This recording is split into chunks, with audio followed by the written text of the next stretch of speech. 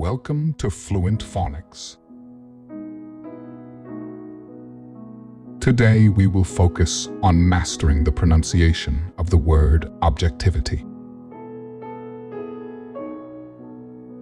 Objectivity. Objectivity. Objectivity.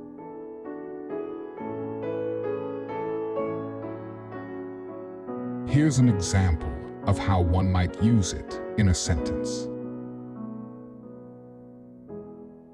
The journalists strive for objectivity in her reporting by presenting both sides of the story without bias.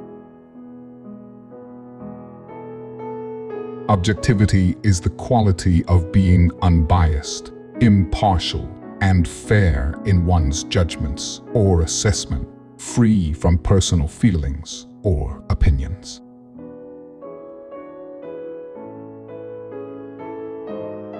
Thank you for your time. If you enjoyed this, please like and subscribe for further content.